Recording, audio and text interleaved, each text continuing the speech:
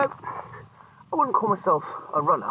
I mean, I run, but I wouldn't identify as a runner.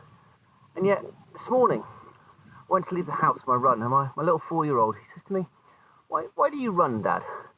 And I looked at him and I said, well, it helps me keep fit, helps me stay healthy. He looked at me in the eye, very sort of confused, and went, well, I run because it's fun. And off he toddled. And it made me think, when did running stop being fun and start becoming a thing? When did I have to make time for a run rather than just running around?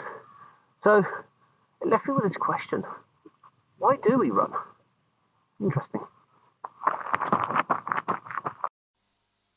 I wanted to reflect on what's influenced my running, and for a long time it's been about the 1.5 miles.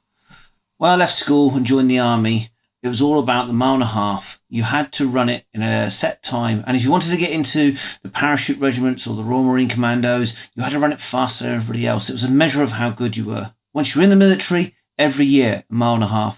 And when I left the military, it was still there in me, the 1.5 miles.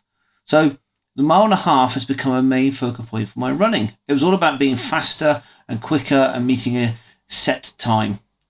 In fact, the army has been an influence on my running, and even now it still is. So I wanted to reflect back upon my time running with the military. Running in the army go hand in hand, or foot in foot. Whether it's running as a squad, running individually, personal fitness tests, squad fitness test, or pre-deployment training, you spend a lot of time covering ground at speed, whether that be in trainers or in boots, carrying weights, carrying rifles. The army makes the assumption that if you're fit and healthy, you can run. Never did I have anyone show me how to run efficiently or what the correct technique was in running. It was just the assumption that you could run. I can remember training with my squad, running in a pack, and if you ran at the front, set the pace, you were considered a strong soldier. At the back, struggling, then it was all about determination and grit. Running on stone roads, metal ground, it was all about endurance. Language used was that of no pain, no gain, or pain is just weakness leaving the body. And running became synonymous with the idea of pain, grit, endurance, and determination. It was not separated from mental attitude, and it was the two went hand in hand. If you were driven, well motivated, and had the right attitude, then you could keep running. But the time of running across obstacles, running through water, running over brick walls has gone for me now. And I want to go back to enjoying. Playing around in the woods is no longer about sneaking around and being camouflaged. It's about being at one with the woodlands. No longer am I looking to conquer my environment, but I'm looking to play in my environment. And I want to go back. So this brought me up to the question, how can I represent this story of running in a different way? I wanted to put on a performance. It was crazy, it was weird, and I'd have to have the right person to help me. Now it just so happens I knew the right person to contact with this crazy idea of putting on a performance for a run. So that was what I did next.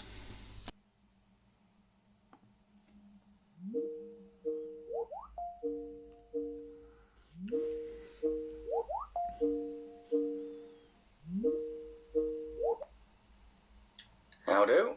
How you doing, buddy? Listen, I want to put something together for this upcoming conference. Do you fancy doing something a bit different? Go on, like what? We'll put on a performance. Performance? Yeah, so I've got this question in mind, and I'm really not sure what the answer is, but I thought maybe between us we could sort of answer it through some sort of performance. Okay, what's the question? Why do we run?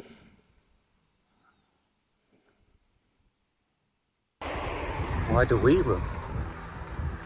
Why do I run? Can't really say I've given it much thought before. What a good question. Why do I run? Are we running to get somewhere, to achieve something? As a group, as a culture, society? Or running solo? Is it a solo experience? As human animals, we're born to run, evolving to adapt to our environment, helping us to find food, shelter, to hunt and survive.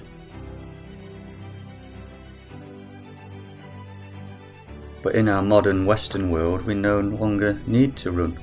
We've adapted the environment to suit us, to make it convenient, so why do we still run? Born to run, one of those movement milestones we learn through trial and error, through imitation. But why do we keep running? As a child, running wasn't about keeping fit, it was about an entry into playing sports and games, emulating the great footballers or the hockey heroes on TV, or even trying to break the world record for the longest run-up in cricket. I endured cross-country as a child, but can't say I ever enjoyed it, so why the transition into running as an adult? Why do we still run as an adult? Why do I run as an adult? Too old or not enough time for team games or other sports? It's what everyone else was doing. I did it because I was invited in to try and have a go at a race. It was great fun, and that was the initial inspiration.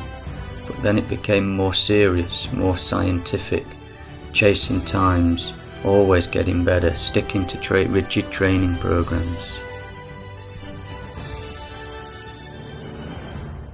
Somewhere along the way, felt lost that enjoyment for the process, the enjoyment of the run. It was about achieving something else.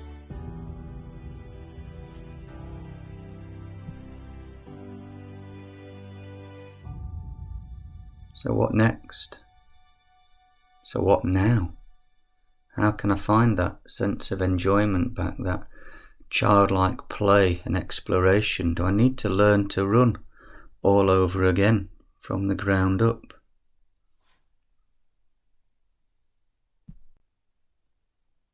I wonder.